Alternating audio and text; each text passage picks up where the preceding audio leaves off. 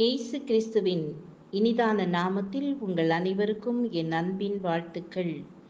இன்றைய நாளுக்கான வேத வசனம் எண்ணாகமம் 27ஆம் அதிகாரம் 16ஆம் வசனம். கர்த்தருடைய சபை மெய்ப்பன் இல்லாத மந்தை போல் இராதபடிக்கு.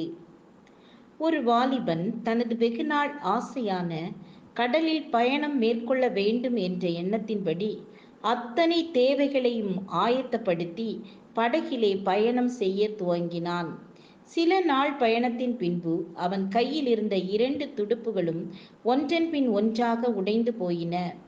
இப்பொழுது படகை அவன் போக வேண்டிய திசையில் செலுத்திட அவனுக்கு முடியவில்லை. படகு வேறு திசையில் பயணித்து அவனது இலக்கை சென்றடைய விடாமல் கெடுத்து போட்டது.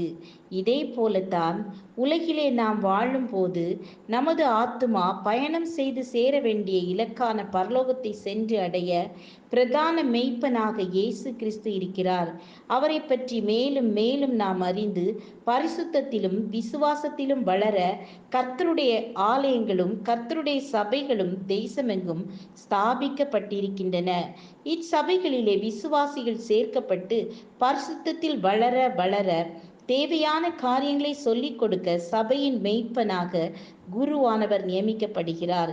மெய்ப்பன் என்று குருவானவர் அழைக்கப்படும் போது சபை மக்கள் ஆடுகளாக எண்ணப்படுகின்றனர்.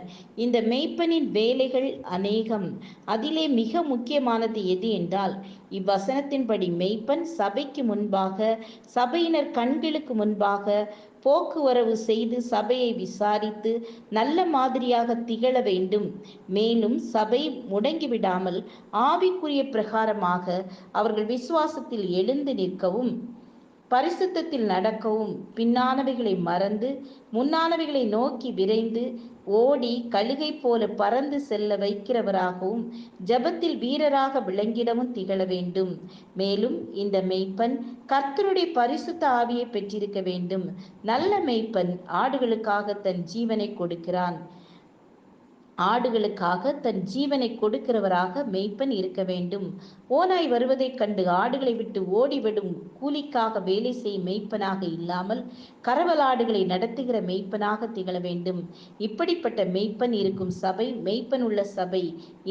இல்லையெனில் அது மெய்ப்பன் இல்லாத சபை. ஜெபம் செய்வோம். தேவனே, என்னையும் எங்கள் சபையையும் மெய்ப்பன் உள்ள சபையாக கர்த்தர் உருவாக்குவீராக.